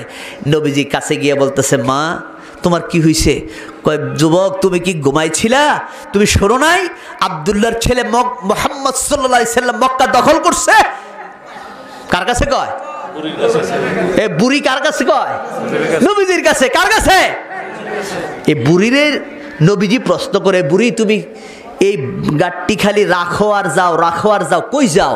এখন বুড়ি ডাক দিয়া কই, যুবক তুমি জানো না মক্কার জমিনে আব্দুল্লাহর ছেলে মুহাম্মদ সাল্লাল্লাহু আলাইহি সাল্লাম সে না মক্কা দখল করে ফেলছে, সে যদি পায় আমাদেরকে মারবে, কাটবে, হত্যা করবে। তার ভয়ে আমাদের আপনজন গুহায় লুকাইছে, আমিও ওই গুহার দিকে রওনা দিছি। কার কাছে বলতেছে? সবাই কার কাছে? নবীজির কাছে। এইবার সবাই নবীজি আস্তে করে ডাক দিয়ে কয়, মা তুমি কি আব্দুল্লাহর ছেলে মুহাম্মদরে দেখছো নি? কয়, না দেখি নাই, খালি শুনছি। কই কোথায় যাইবা? কই গুহার দিকে। নবীজি কয়, গাটিটা আমার কাছে দাও। এখন নবীজি ব্যাগটা হাতে নিছে, বুড়িরে হাতে ধরছে, দইরা দইরা দইরা দইরা গুহার কাছে নিয়ে যাচ্ছে। এখন গুহার ভিতরে যারা লুকাইছে তারা চিৎকার করে বলতেছে, এই বুড়ি তুমি কারে লইছ? যার বয়ে আমরা পলাইলাম তার লইছ? এমন সময় বুড়ি ডাক দিয়ে বলতেছেন, তোমরা যদি তার কথাই বলে থাকো, তিনি যদি মুহাম্মদ রাসূলুল্লাহ হয়, আমি আর তোমাদের দলে নাই, আমিও কালিমা পড়ে মুসলমান হয়ে গেলাম। নারায়ে তাকবীর, আল্লাহু আকবার, নারায়ে রিসালাত, ইয়া রাসূলুল্লাহ, আল্লাহ রাসূল যেখানে আল্লাহ সেখানে, নারায়ে তাকবীর, আল্লাহু আকবার। আল্লাহ রাসূল সাল্লাল্লাহু আলাইহি সাল্লাম কে আল্লাহ পাক এই চুক্তির মাধ্যমে একটা প্রকাশ্য বিজয় দান করছেন। আর জোরে না সুবহানাল্লাহ। এইভাবে ইব্রাহিম আলাইহিস সালামের উপরও পরীক্ষা 6 মাস লাগাইয়া টেস্ট করছে আগুন। এই কথাটা বলি শেষ করে দেব। 6 মাস লাগাই আগুনের মধ্যে কি করছে? এত আগুন 1 মাইল উপর দিয়েও যদি পাখি উড়ে যায়, পাখির ডানা পুড়ে ছাই। আগুনের পাওয়ার কি কম না বেশি? 11 মাইল এরিয়া নিয়ে আগুন ধরাইছে। এখন আগুন, এত আগুন ইব্রাহিম আলাইহিস সালামকে ফালাইবে। ইব্রাহিম আলাইহিস সালামকে জিবরাইল আমিন বলতেছে, ইব্রাহিম সাহায্য লাগবো? আল্লাহ পাক আমাকে 600 নূরের পাখা দিচ্ছেন, একটা পাখা দিয়া চাপ দেব, পুরা আগুন শেষ। ফালাইব কই? আগুনই তো শেষ। তুমি আমার পাখার উপরে থাকবা, আমি পাখা দিয়ে তোমাকে আল্লাহর রহমতে তোমাকে বাঁচাই দেব। এমন সময় ইব্রাহিম আলাইহিস সালাম বলতেছেন, আল্লাহ তো আছেন, আমি আল্লাহর কাছেই সাহায্য চাই। আল্লাহ যদি আমার আগুনের ভিতরে মৃত্যু দেয় আমার কোনো আপত্তি নাই, আল্লাহ যদি আগুন থেকে আমার বাঁচায় এইটাও আমার আপত্তি নাই, কেননা আমি সর্ব অবস্থায় তাওয়াক্কালতু আলাল্লাহ। সুবহানাল্লাহ। এই কথা বলা মাত্র এই তাওয়াক্কুলটা যখন আল্লাহর বরাবর করলেন, আল্লাহ পাক আগুনকে ডাক দিয়ে বললেন, আগুন রে, কুলনা ইয়া নারু কুনি বারদাও ওয়া সালামান আলা ইব্রাহিম। জোরে সুবহানাল্লাহ। আল্লাহ পাক ডাক দিয়ে বললেন, আগুন রে, ও আগুন, আমার ইব্রাহিমের জন্য, আমার ইব্রাহিম আমার উপরে তাওয়াক্কুল করেছে, আমার ইব্রাহিমের জন্য তুমি বারদান মানে ঠান্ডা, সালাম মানে শান্তির ঠান্ডা। কি ঠান্ডা? আরাম, আরামের ঠান্ডা। মনে করেন এখন যেমন শীত, শীতের মধ্যে ঠান্ডার কারণে চাদর লাগে, কি লাগে? শীতের কাপড় লাগে। আবার যদি বেশি গরম হয় পাতলা কাপড় পরা লাগে, পাখা লাগে, ঠান্ডা করা লাগে। আল্লাহ পাক আগুনকে অর্ডার করলেন, আগুন আমার ইব্রাহিমের জন্য তুমি যে ঠান্ডা হবা, এত বেশি ঠান্ডা হইও না। বারদান মানে ঠান্ডা, সালাম মানে শান্তিময়, আরামদায়ক, তুমি ঠান্ডা হয়ে যাও। আরামের ঠান্ডা হয়ে গেল। ইব্রাহিম আলাইহিস সালামকে আগুনের মধ্যে নিক্ষেপ করলেন। দেখা গেল ইব্রাহিম আলাইহিস সালাম আগুনের ভিতরে বসে বসে আল্লাহর জিকির করে। কার জিকির? আল্লাহর জিকির। নম্র দূর থেকে গ্যালারি বানাইছে ওসা কইরা, দেখবে যে আগুনের ভিতরে ফালামো আর ইব্রাহিম কেমনে মরে, ফুরি কেমনে, কিভাবে নাচে, এটা দেখবো। এখন তার লোকজন দলবল নিয়ে বসে রয়েছে। এমন সময় দেখে আগুনের ভিতরে ইব্রাহিম আলাইহিস সালাম দিব্যি বসে বসে আল্লাহর জিকির করতেছে। আল্লাহ পাক জিব্রাইল আলাইহিস সালামের দিয়া জান্নাতি আঙ্গুর পাঠাই দিছে, ফল খায়, আঙ্গুর খায়। এই দৃশ্য দেখা নমরুদের মেয়ে ডাক দিয়ে বলতেছে, আব্বা, নমরুদের মেয়ে বাপেরে কয়, আব্বা আগুনের কি পাওয়ার নাই? সবাই কন আগুনের কি আছে? যেন বসে রয়েছে হ্যানের মধ্যে তাপ যাইতেছে, তাপ। এমন সব বলতেছে, জি তাপ তো আছে। হেদি জ্বলে না। তুমি এত কষ্ট করে আগুনটা জ্বালাইলা, তুমি তো জ্বালাইছো, হ্যাঁ তো জ্বালাই নাই। তো হে জ্বালাই নাই, হে ইব্রাহিম আগুনের ভিতরে আছে, কিন্তু আগুন দিয়ে তারে পুরায় না। তাহলে বোঝা গেল ইব্রাহিমও সত্য, ইব্রাহিম যার কথা বলেন, যে আল্লাহর কথা বলেন, উনিও সত্য। এই কথার দ্বারা বোঝা যায় বাপ হইল কাফের, মেয়ের ভিতরে ইমানের নূর ঢুকতেছে। কারণ ফেরাউন হইল কাফের, হের বিবি আসিয়া হইল জান্নাতের কি রমণী। চলো সুবহানাল্লাহ। এখন ফেরাউন নমরুদ ডাক দিয়ে বলতেছে, এই তুমি কি বলতেছো মা, তুমি কি, তোমার কথার মধ্যে বাসা জানি কেমন লাগতেছে। এখন মেয়ে ডাক দিয়ে বলতেছে, বাবা আমি তোমার সাথে নাই। এটা কোয়া মাত্র একটা থাপ্পড় মারছে। থাপ্পড় যখন মারছো, তোমার সাক্ষী রেখে আমি কলমা পড়লাম। এনাদার কেউ নাই, তুমি আছো, তোমারই সাক্ষী। তোমার সাক্ষী রেখেই ইব্রাহিমের নবী বানলাম, আল্লাহর উপর ঈমান আনলাম। তাফসীরের মধ্যে আছে নমরুদের মেয়েও এমন সময় আগুনের মধ্যে লাফ দিছে, মেয়েরও আগুনে ধরে না। সুবহানাল্লাহ। এই ক্ষমতা কার? আল্লাহ কয়, আমি ফানির নিচে তোমরা থাকতে পারো না। আমি শুধু ফানির নিচে না, ফানির সাগরের তলে মাছের পেটের ভিতরে আমি ইউনুস নবীরে 40 দিন গভীর পানির নিচে সুস্থ রেখে তাকে জীবন্ত আবার নদীর পারে আমি আল্লাহ ফিরাইও দিয়েছি। এই ক্ষমতা কার? আল্লাহ পাকের।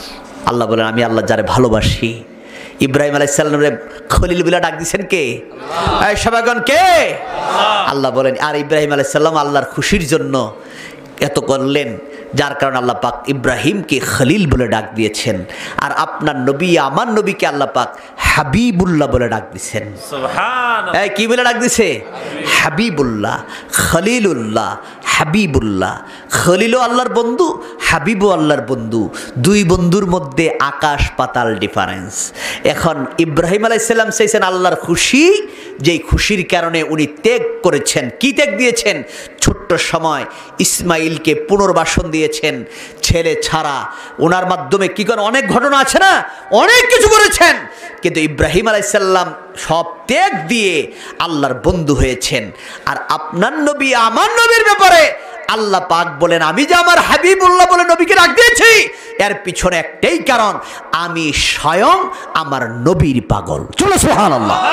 পুরা জগৎ হলো আল্লাহর পাগল, আর স্বয়ং আল্লাহ হলো আমার নবীর পাগল। যার কারণে উম্মতে মুহাম্মদীর দাম আল্লাহর কাছে সবচেয়ে কি বেশি।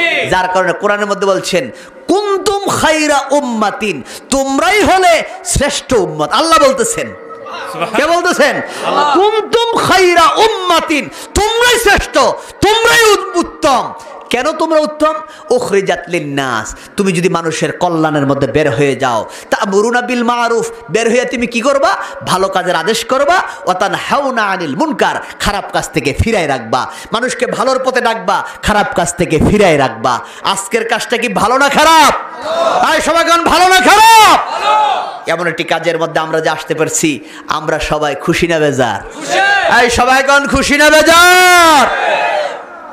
যারা আয়োজক, যারা কষ্ট করে আজকের এই মাহফিলটা করেছেন, আমি সকলের প্রতি আন্তরিকভাবে কৃতজ্ঞ থাকব।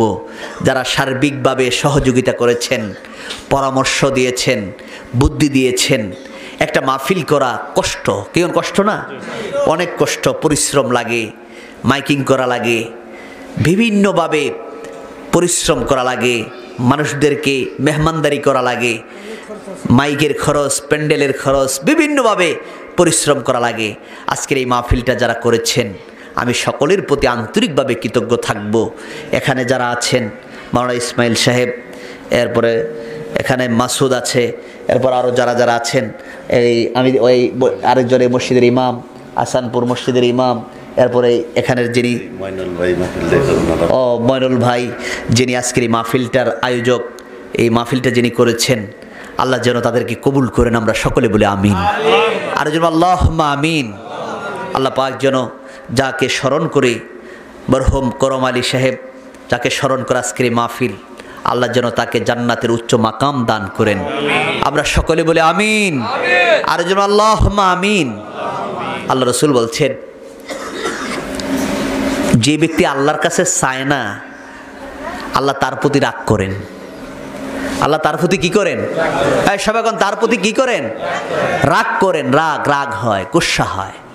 আর আল্লাহর কাছে যখন দোয়া করে, আল্লাহ রসুল বলছে তোমরা বেশি বেশি করে আমিন বলো। বেশি বেশি করে কি বলো? সবাইকে আমিন বলো। এখন আমাদের মধ্যে একটা কৃপণতা আছে। আল্লাহ রসুল বলছেন দুনিয়াতে যারা চুরি করে এই চোরগুলা হইল সাধারণ চোর, আর যারা নামাজের ভিতরে চুরি করে এটি হইল বড় চোর। এটি কি?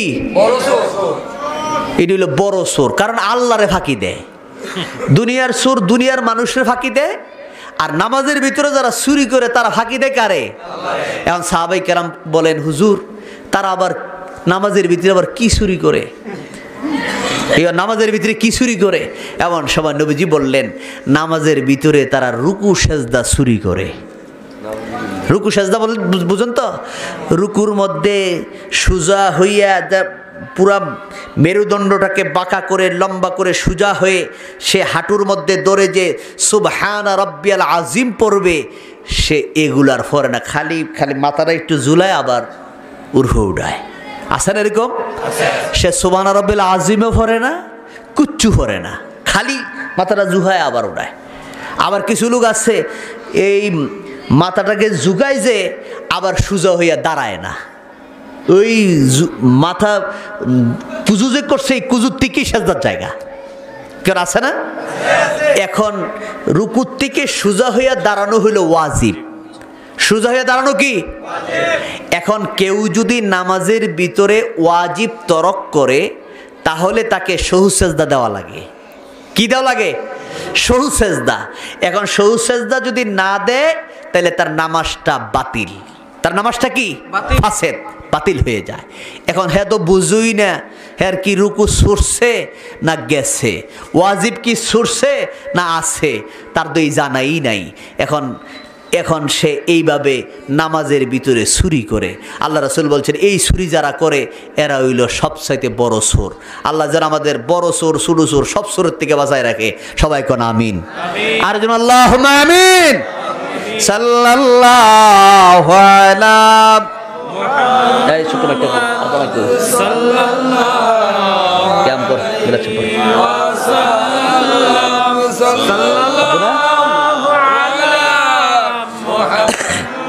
या रसूल अल्लाह अस्सलातु वस्सलामु अलैका या हबीब अल्लाह अस्सलातु वस्सलामु अलैका या शाफिअल मुजनिबीन अस्सलातु वस्सलामु अलैका या रहमतल लिल आलमीन व आखिर दावाना अनिल हम्दुलिल्लाहि रब्बिल आलमीन।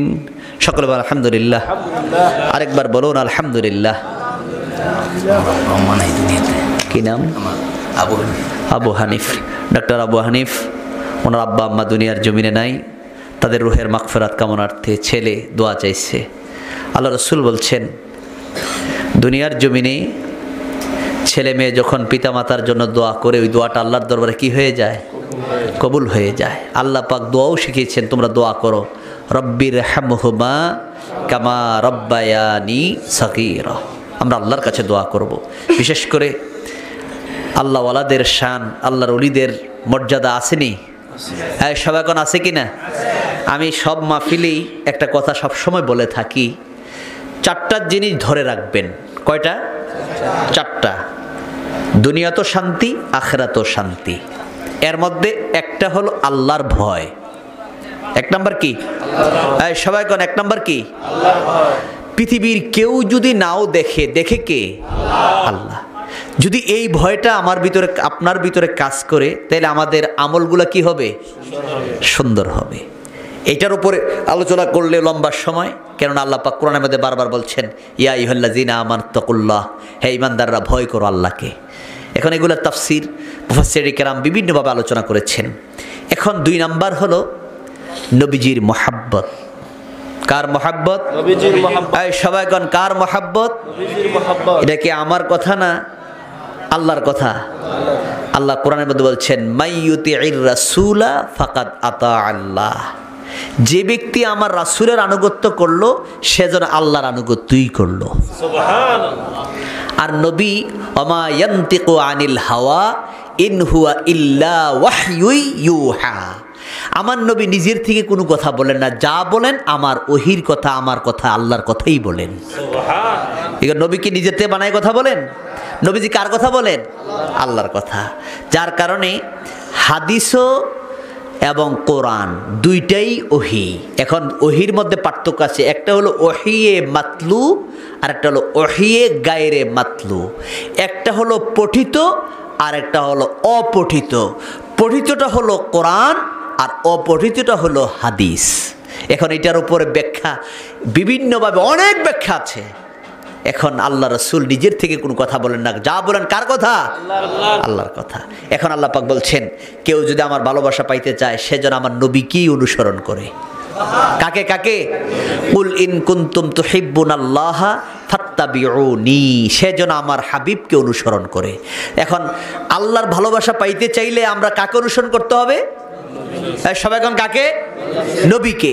এখন নবীকে অনুসরণ কি করলে কি হবে? ইউহিব্বুকুমুল্লাহ, আল্লাহকে আমি তারে ভালোবাসবো। সুবহানাল্লাহ। কে ভালোবাসবেন? আল্লাহ ভালোবাসবেন। এখন আল্লাহ ভালোবাসার পরে মনে করেন আমাদের চেয়ারম্যান অথবা এমপি সাহেব, এইভাবে যদি বড় বড় যারা লিডার পারছেন, এখন আপনি যদি তাদের সাথে সম্পর্ক থাকে, সে যদি আপনাকে ভালোবাসে, ভালোবাসার পরেও যদি আপনার উপরে বিপদ থাকে, তাহলে এই ভালোবাসা আপনি কইবেন যে তাদের সঙ্গে সম্পর্ক রাখলে, আরেকজনে কইতো না তুমি তার লগে সম্পর্ক রাখলা, ওনাদের সঙ্গে সম্পর্ক রাখে লাভ হয়েছে কি? তোমার বিপদই শেষ হয় না। কেমন আছে না? কইব কি না? এখন আল্লাহ কয়, তুমি তোমারে আমি ভালোবাসবো, এর হরো যদি তুমি জাহান্নামীও গুনাহগারও, তাইলে আমার এই ভালোবাসার কি দাম আছে? এর হরে কয় ওয়াগফির লাকুম, আমি ওয়াগফির লাকুম, ক্ষমা করে দেব, তোমাদেরকে ক্ষমা করে দেব। কে বলতেছেন? কে বলতেছেন? আল্লাহ বলতেছেন ওয়াগফির লাকুম, ক্ষমা করে দেব, যুনুবাকুম, তোমাদের গুনাহসমূহ। কি ক্ষমা করবেন? তোমাদের যে গুনাহ করছো, এই গুনাহগুলো আমি আল্লাহ কি করব? ক্ষমা করে দেব। এরপর বলতেছেন আল্লাহু গাফুরুর রাহিম, আমি আল্লাহ হইলাম অত্যন্ত ক্ষমাশীল, মায়ারশীল। আমি আদর করে মায়া করে ক্ষমা করে দিই। আমি যে মাফ করার সময় 2টা ফিটা দিয়ে মাফ করি না। তুমি যদি আমার কাছে নিরিবিলি গোপনে চাও, আমি আল্লাহ গোপনেই মাফ করে দিই। গভীর রাত্রে উঠটা যদি আল্লাহর কাছে কো, আল্লাহ আমি এই কথাটা কারো কাছে কইতাম পারি না, আমি বন্ধু বান্ধবের সাফে শয়তানের দোকায় ফিরে এই গুণাটা তো আমি কইরা লাইছি, আল্লাহ আল্লাহ তুমি আমার মাফ করে দাও না। আল্লাহ এটা যদি তুমি যদি আমার মাফ না করো, আমি কার কাছে যাম? এটা কইয়া যখন সুখের পানিটা ফেলাই আল্লাহকে ডাকটা দিবেন, আল্লাহ কয় যা, দুনিয়ার কেউ জানছে না, আমি যখন জানছি আমি তোর মাফ করে দিলাম। আল্লাহ মায়া কইরা কি কইরা দেয়? ক্ষমা করে দেয়। যেমন মুসা কালিমুল্লাহর জমানায় বৃষ্টি হয় না, তখন আল্লাহ ডাক দিয়ে বলছেন, মুসা জমিনে যাইয়া দোয়া করো, আমি বৃষ্টি দিয়ে দেন। এখন সবাই মিলে দোয়া করছে, দোয়া কবুল হয় না, বৃষ্টিও আসে না। এখন মুসা কালিমুল্লাহ তুরফারে যায়, আল্লাহ ডাক দেখো, আল্লাহ দোয়া তো করছি, বৃষ্টি দেওয়ায় না। কয় যারা লইয়া দোয়া করছো, এটার ভিতরে একটা গুনাহগার আছে। এটার ভিতরে কি আছে? একটা গুনাহগার আছে, তারে বার করে দোয়া করো, তাহলে দোয়া কবুল কইরাম। এখন মুসা কালিমুল্লাহ এসে বলছেন, এখানে একজন এমন গুনাহগার আছে, যেই গুনাহগারের কারণে দোয়া কবুল হয় না, তুমি বের হয়ে যাও। এখন যদি যেই দোষী এই দোষের কথা যদি এখানে বলে, এখন সবাই কইব কি আমার কথাটা কেড়াই জানি হুজুরের কাছে গিয়ে কইছে, কইতো না? না তো আমার এই দোষের কথা তো আমার ছাড়া মনে আর কারণ নাই, তাহলে আমার কথা কেড়ে কয়? বুঝেন না? যে সুর কইব যে এই সুরের কথা হুজুরে কেড়ে কয়, তো বোঝা গেল আমার কথা মনে কেউ গিয়ে লাগাইছে। তো এরকম এখন মুসা কালিমুল্লাহ যখন কইছে এখানে এমন একজন গুনাহগার কে আসো, বের হয়ে যাও, যার কারণে দোয়া কবুল হয় না। এখন যে গুনাহগার হ্যাঁ তো বুঝতে পারছে আল্লাহ মনে হয় আমার কথাই কইছে, আমি যদি এখন বের না হই তাহলে আমার ইতিহাস সহ নাম সহ আল্লাহ কইয়ে দিব। এখন সে মাথাটা নত কইরা তার ভিতরে এমন অনুশোচনা আইছে, হাইরে এখন যদি প্রকাশ হয় আমার কারণে জমিনের বৃষ্টি বন্ধ, তাহলে সারা পৃথিবীর মানুষ, দেশের মানুষ আমার খালি শরম দিব, আমি তো আর সমাজে মুখই দেখাইতে পারতাম না। আমার অবস্থাটা এখন কী হইব? কইব যে তোর কারণে জমিনে বৃষ্টি বন্ধ, তুই একটা সবচেয়ে গজব, তোর কারণে বৃষ্টি বন্ধ, বিভিন্নভাবে আমাকে ধিক্কার দিবে। তখন এই বান্দাটা মাথাটা নত কইরা আল্লাহর কাছে যখন মাথাটা নত কইরা আতো তুলছেন, আত্মলো দেওয়ার আরেকজন চাই থাকবো, মাথাটা নত করে আল্লাহর কাছে ডাক দিছে, আল্লাহ তুমি তো পারো, আমার মাফ করতা, আমি আর জীবনও গুনাহ করতাম না, আল্লাহ তুমি আমার মাফ করে দাও, ভুল করছি। আল্লাহ রসুল বলছেন চোখের পানিটা বের হয়ে নাকের ডগায় অর্থাৎ নাকের আগার আসার আগেই আল্লাহ বান্দার গুনাহ মাফ করে দেয়। এখন বান্দাটা খালি কইছে আর চোখটা দিয়ে টিপ করে একটু পানি বেরোইছে, আকাশ গর্জন দিয়ে বৃষ্টি শুরু হয়ে গেছে। এমন সময় সবাই তো চাই রয়েছে কে বের হয়, এখন দেখ কেউ বের হইছে না। এখন মুসা কালিমুল্লাহ ডাক দেখ, ওই তুমি কি বলছো, কোনো কথা দিয়ে বুঝি না। এবার মুসা কালিমুল্লাহ আল্লাহর কাছে ডাক দেখ, আল্লাহ তুমি কইছো দিক তো আমি কইছি, আমি তো সরমে না পাইলাম, কিন্তু কেউ তো বেরও হইল না, তুমি তো বৃষ্টিও দিয়ে দিলা। এমন সব আল্লাহ কয় তুমি সরম না, মানুষগুলাকে সঠিক পথে আনার জন্যই তো নবী রাসূল পাঠাইছি। এখন তুমি যখন কইছো গুনাহগার, এই বান্দাটা যখন আমার আল্লাহকে ডাক দিছে, আমার মায়ার সাগরের মধ্যে জুস মারছে, আমি বান্দারে আমি আল্লাহ মাফ করে দিছি। আর জন্য না সুবহানাল্লাহ, ক্ষমা করার মালিক কে? আল্লাহ। এই জন্য এক নাম্বার হলো আল্লাহর ভয়, দুই নাম্বার হলো নবীজির মাহাব্বত, তিন নাম্বার হলো পিতামাতার খেদমত। কার খেদমত? সবাই এখন কার খেদমত? রাসূল বলছেন পিতামাতার দিকে তাকাইলেই হজের সওয়াব। আপনার পিতামাতা যদি কালো হয়, লেখাপড়া যদি নাও জানে, কৃষকও যদি হয়, দুর্বলও যদি হয়, আপনি যদি আপনার মায়ের দিকে বাবার দিকে মায়ার নজরে তাকান, আপনার আমল নামায় কবুলিয়াত হজের সওয়াব লিখে দিবেন। এক সাহাবী বলেন, হুজুর আমি যদি 100 বার তাকাই, আল্লাহ পাক 100টা হজের সওয়াবই দিবেন। আল্লাহর কাছে সওয়াবের কোনো কমতি নাই। যেটা সুবহানাল্লাহ। আল্লাহ রাসূল বলছেন তারাই নারুকা তারাই জান্নাতুকা, তারাই জান্নাত তারাই জাহান্নাম। তাদের সাথে খারাপ ব্যবহার করবে, তোমার জীবন মৃত্যুর সময় তোমার জবান দিয়ে কলমা বের হবে না। কি বের হবে না? কালিমা বের হবে না। এই জন্য পিতামাতাকে সব সময়, একজন সাহাবী বলেন, হুজুর আমি তো আমার পিতার সঙ্গে খারাপ ব্যবহার করছিলাম, আমার পিতা তো এখন জমিনে নাই, এখন আমি তার কাছ থেকে ক্ষমা নেব কিভাবে? আল্লাহ রসুল বলছেন তুমি তোমার পিতার জন্য বারবার দোয়া করো, বারবার দোয়া করো। এখন এই দোয়াটা তার কবরে যখন যাবে, সওয়াব রেসানি হয়ে যখন তার কবরে যাবে, কবর থেকে তোমাকে মাফ করে দিবে, তোমার উপরে আল্লাহর রহমত বর্ষিত হতে থাকবে। দেখছেন ইসলাম কত সুন্দর জায়গা, এখানে কত মায়ার জায়গা। এরপরে গেল কোটা? তিনটা গেল কোটা? আল্লাহর ভয়, নবীজির মহাব্বত, পিতামাতার খেদমত। 4 নাম্বার হলো ওলি আল্লাহর সহবত। ওলি আল্লাহর কি? ভালো মানুষের সহবতে থাকা দরকার আসেনি? আল্লাহ পাক বলেন ওয়াকুনু মা'আস সাদিকিন, আমি সত্যবাদীদের সঙ্গে থাকি। এখানে ওয়াকুনু মা'আস সাদিকিনের ব্যাখ্যা বলছেন যারা ভালো হক্কানি ওলি আল্লাহ যারা আছে তাদের সঙ্গে আছেন কে? আল্লাহ। সবাই কে আছে? আল্লাহ আছেন। আমরা ভালো মানুষের ওলি আল্লাহদের সহবত। বড় পীর আব্দুল কাদের জিলানী রাহমাতুল্লাহ আলাইহি, উনি কি মিথ্যাবাদী না সত্যবাদী? শিশুকালে পড়তে গেছেন, চোর ডাকাত ধরলে আমরা গোপনে লুকাই যে সব নিয়ে গেলে জানি মোবাইলটা না নেয়। এবার বর্তমানে নেক সব, কিন্তু মোবাইলটা জানি নিতে না পারে, লুকাই রাখে। এখন বড় ফিসাব লেখাপড়া করতে গেছে, মায় কিছু স্বর্ণ মুদ্রা জামার ভিতরে লুকাই দিছে, বাবারে যদি কোনো কাজে লাগে এগুলো খরচ করো। কিন্তু মায় ছেলেরে উপদেশ দেয়, বাবা যাবে দেশ বিদেশ ঘুরবে, লেখাপড়া করবে, শিখবে, কিন্তু কখনো মিথ্যা কথা বলবা না। মায়ের উপদেশ, মা কেমন যেন সুবহানাল্লাহ। এখন লেখাপড়া করতে গেছে, পথিমধ্যে ডাকাত ধরেছে। এখন সবাইকে চেক করছে, যা পাইছে লুকাইয়া টুকাইয়া রাখছে, সব বের করে নিছে। এমন সময় বড় হিসাব দিল বাচ্চার কাছে গিয়ে বলতেছে, এই বাচ্চা মানুষের কাছে আর কি থাকবো, আমার কাছেই আছে। যেমন সুবহানাল্লাহ। এটা আবার ডাকাত দলের সর্দার হ্যাঁ উনছে, কই কি এতক্ষণ আমরা কারোর মুখ দিয়ে এই কথা বার করতে পারি না, আমার কাছে আছে, এই কার কাছে কি আছে বের করে তো। সবাই কয় কিচ্ছু নাই কিচ্ছু নাই, হাত দিয়ে দেখা যায় হেন পাওয়া যায়, হেন পাওয়া যায়, হেন পাওয়া যায়। কিন্তু উনি কইতেছে বাচ্চার কাছে কিচ্ছু নাই। এমন সব বাচ্চা বলতেছে না আমার কাছে আছে। কই কোথায় আছে? কয় আমার জামার বগলের নিচে সেলাই করে আমার মা কিছু মুদ্রা দিয়েছেন, এখানে আমার কাছে আছে, নিয়ে যাও। এই জিনিসটা তাদের উপরে এমন এফেক্ট করেছে, তারা বললেন এই বাচ্চা মানুষ এত সত্য কথা বলতে পারে, আমরা কি করলাম, আমরা কোন পথে রওনা দিলাম। আল্লাহ তাদের মধ্যে হেদায়েতের নূর আল্লাহ দিয়েছেন।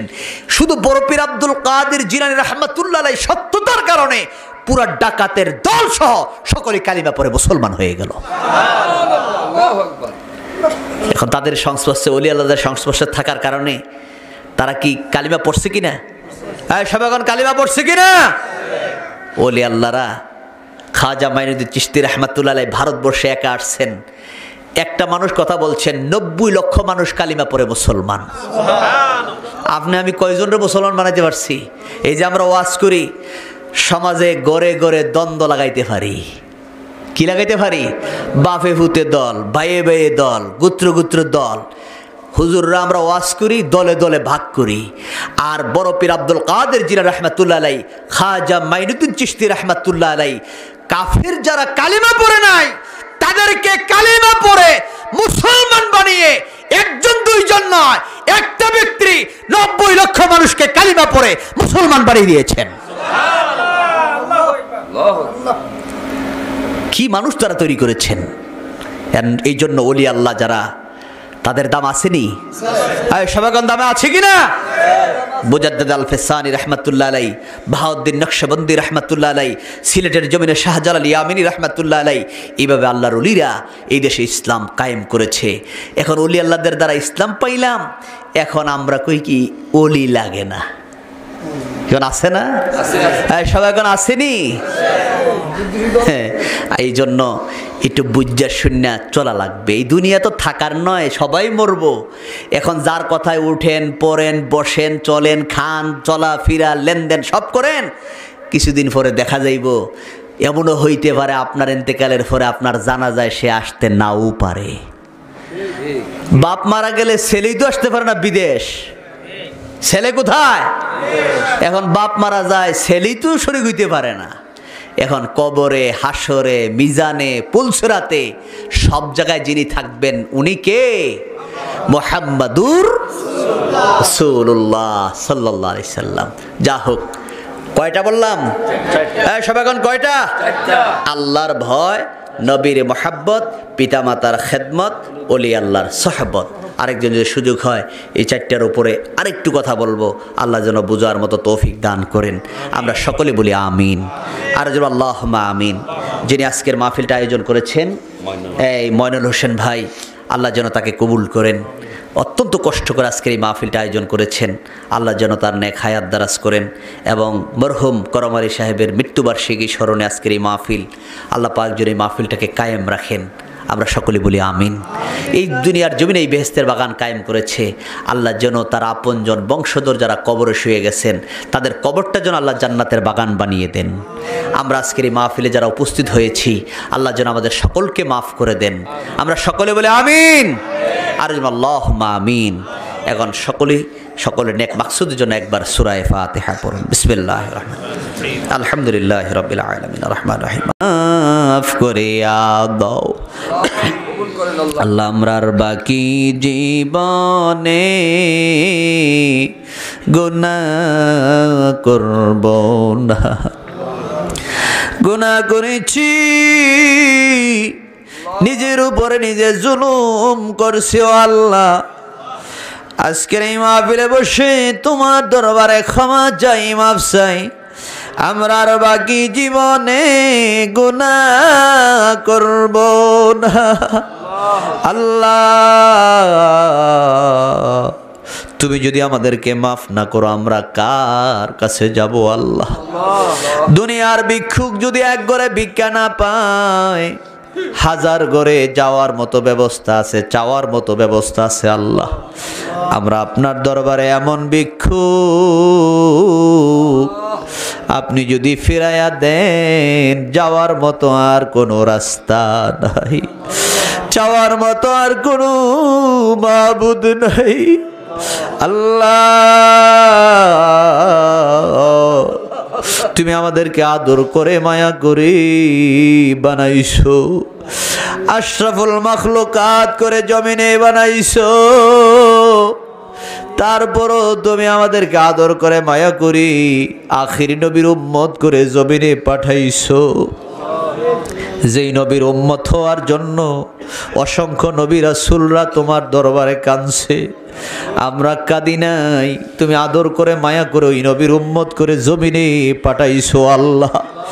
যেই নবীজির নাম নিলে তোমার রাগ ঠান্ডা হইয়া যায়, তুমি আমাদেরকে মায়া করো ওই নবীর উম্মত করে জমিনে পাঠাইছো আল্লাহ। আল্লাহ নবীজির দিকে তাকাইয়া আমাদের জীবনের সমস্ত গুনাহ তুমি মাফ করিয়া দাও আল্লাহ। আমরার বাকি জীবনে গুনাহ করব না। আমলের দিকে তাকাইলে বড় ভয় লাগে, আমলের দিকে তাকাইলে বড় ভয় লাগে। জীবনে কত গুনাহ করছি, যেই গুনার খবর আব্বা জানে না, যেই গুনার খবর আম্মা জানে না, যেই গুনাহ খবর পাড়া প্রতিবেশীরা জানে না, যেই গুনার খবর ছেলে মেয়েরা জানে না। আল্লাহ তোমার তো জানার বাকি নাই আল্লাহ। তুমি যদি আমাদেরকে মাফ না করো আমরা তো বিনাশ হইয়া যাব আল্লাহ। দুনিয়ার সামান্য গরম আমরা সহ্য করতে পারি না, দুনিয়ার আগুন আমরা সহ্য করতে পারি না ও আল্লাহ। আল্লাহ জাহান্নামের আগুন আমরা তো সহ্য করতে পারবো না আল্লাহ। আমাদের কাউকে জাহান্নামী বানাইও না আল্লাহ। আল্লাহ আমলের দিকে তাকাইলে বড় ভয় লাগে, নেকের দিকে তাকাইলে জান্নাতের আশা করতে পারি না, গুনার দিকে তাকাইলে মনে হয় জাহান্নাম ছাড়া উপায় দেখি না আল্লাহ। আমি এনা গুনাহগার, এখানে তো এমন কিছু মানুষ আছে যেই হাতটা তোমার কাবাগরের দরজার মধ্যে লাগছে, এমনও কিছু চোখ আছে যেই চোখটা দিয়া তোমার ঘর বাইতুল্লাহর দিকে তাকায় রইছে, এমনও কিছু পা আছে যেই পাগুলা তোমার বাইতুল্লাহর চতুর্দিকে তওয়াফ করেছে আল্লাহ। যার হাতটা তোমার কাছে ভালো লাগে, যার হাতটা তোমার কাছে মায়া লাগে, ওই হাতটার খাতিরে আমাদেরকে তুমি মাফ করে দাও। আমরা দেখি দুনিয়ার বাজারে চাউল বিক্রি করার জন্য যখন নিয়ে যায়, চাউলের ভিতরে যদি পাথর থাকে ওই পাথরটাও চাউলের দামে বিক্রি হয়ে যায়। চাউলের ভিতরে যদি নষ্ট চাউলও থাকে ওই নষ্ট চাউলটাও ভালো চাউলের দামে বিক্রি হইয়া যায়। এখানে আমাদের মধ্যে গুনাহগার থাকতে পারে আল্লাহ, যার হাতটা ভালো লাগে তার হাতের খাতিরে আমাদেরকে ভালোর খাতায় ভালো হিসাবে কবুল করে নাও। আল্লাহ আমাদেরকে তুমি মাফ করে দাও, আমাদেরকে তুমি মাফ করে দাও। আল্লাহ আমাদের আব্বা আম্মারে মাফ করে দাও। আল্লাহ দাদা দাদির গুনাহ মাফ করে দাও, নানা নানির গুনাহ মাফ করে দাও, পীর উস্তাদের গুনাহ মাফ করে দাও। খেয়াল করে দেখেন যার আব্বা জমিনে নাই, খেয়াল করে দেখেন জমিনে তারা কত আদর মায়া করত, আপনার নাম ধরে ধরে ডাক দিত। সারাদিন ঘোরাঘুরি করলি, সন্ধ্যা সময় বাবাই আপনারে তালাশ কইরা কইরা খুঁজা খুঁজা নিয়ে আসতো। বাবা ডাক দিয়ে বলতো, ছেলে রে সারাটা দিন তুমি কোথায় ছিলা? তুমি তো খাও নাই, তোমার চেহারাটা তো মলিন হয়ে গেছে, রোদ্রে কাটাইয়া তোমার চেহারাটা তো তুমি কালো করে ফেলছো। এইভাবে কত আদর করে মায়া করে শরীরের মধ্যে মাথায় হাত বুলাইয়া আদর মায়া করতো আমার আব্বা, যার কবরে পড়া কান্দে। আল্লাহ আমার আব্বার কবরটাকে জান্নাতের বাগান বানাইয়া দাও। আল্লাহ তুমি যদি মাফ না করো, আল্লাহ আব্বা যে আদর মায়া করত, ছোট্ট সময়ে আমরা কথা বলতে পারতাম না, আমাদের কি প্রয়োজন তাও বলতে পারতাম না। আদর করে মায়া করে আব্বা মায়া কইরা আজ কবরে শুয়া গেছে। আব্বার কবরটাকে জান্নাতের বাগান বানায়া দাও। আল্লাহ এখানে কার জানি জনম দুঃখিনী মা জমিনে নাই, যেই মা গর্ভধারিণী মা 10টি মাস পেটের মধ্যে রাখছে, কত কষ্ট করছে মা। মা শীতের রাত্রি সন্তান যখন বিছানা নষ্ট করে দেয়, জনম দুঃখিনী মা ভিজা জায়গায় শুইয়া সন্তান রে গরমের জায়গায় শোয়া দে। মা যেই সময় আমরা পেটের খিদায় কথা বলতে পারি না, মা দুধ পান করাইয়া সন্তানরে আদর করে সোহাগ করে বড় করিয়া এমন জনম দুঃখিনী মা জানি কার কবরে শুয়ে রয়েছে। আল্লাহ আল্লাহ তাদের কবরগুলা তুমি জান্নাতের বাগান বানাইয়া দাও। রব্বির হামহুমা কামা রব্বায়ানি সগীরা, রব্বির হামহুমা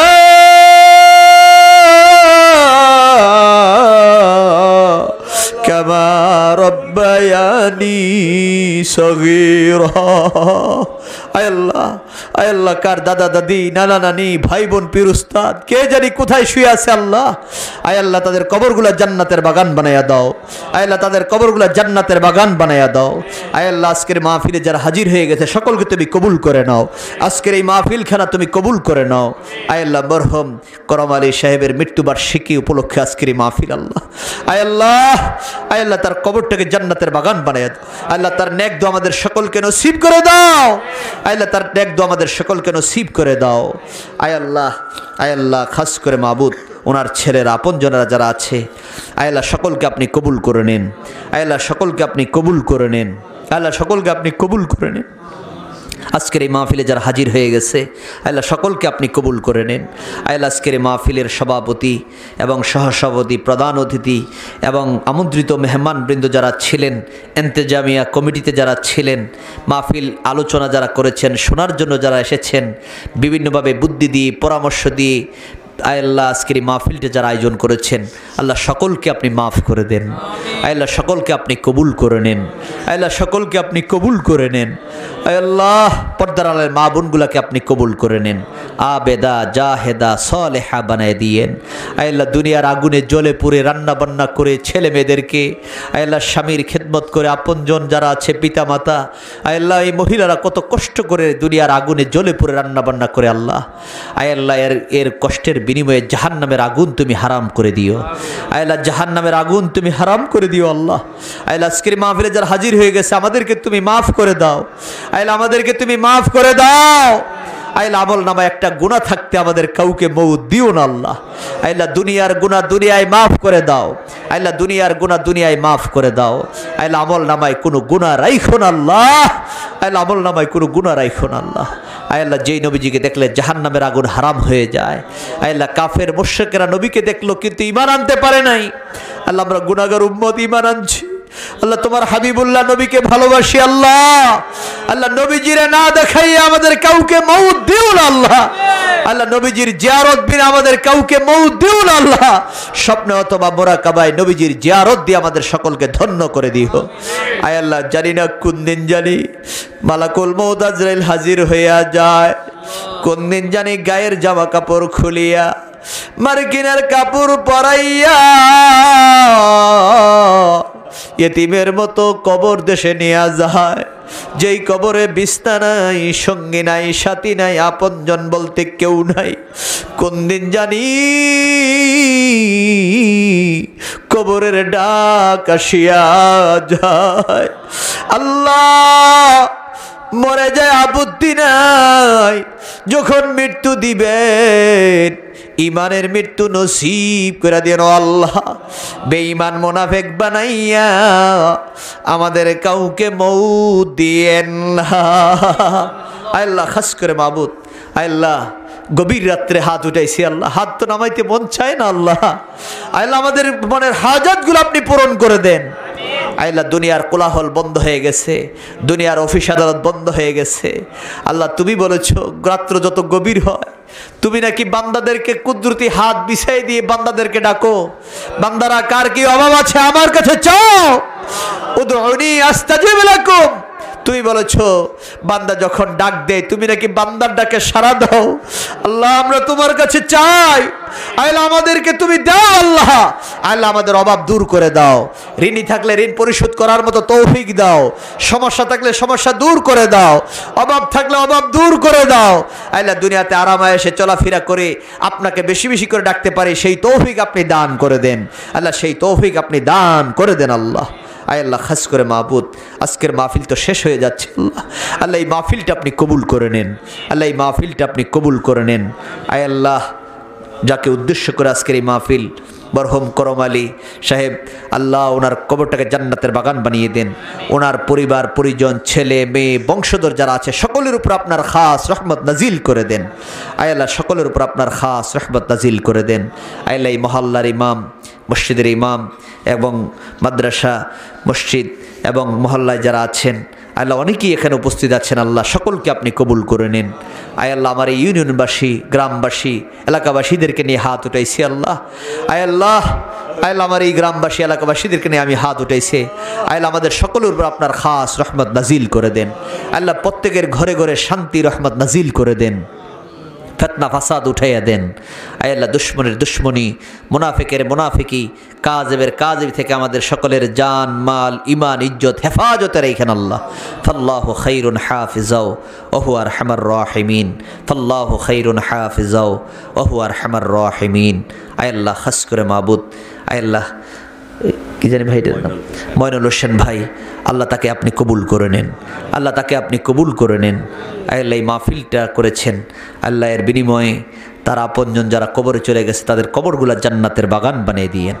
আয় আল্লাহ মাওলানা ইসমাইল সাহেব, জনাব আলাউদ্দিন সাহেব এবং মাওলানা নজরুল ইসলাম মহিশান সাহেব এবং মাসুদ সহ আরও যারা যারা আছেন এবং আজকের মাহফিলের যিনি সভাপতি শাহ সুফি আলহাজ হজরত মাওলানা জয়লাল আবদিন পীর সাহেব সহ এবং সহ সভাপতি শাহজাহান মিয়া এবং যারা যারা আছেন প্রধান অতিথি হানিফ সাহেব সহ আল্লাহ আপনি সকলকে আপনি কবুল করে নেন।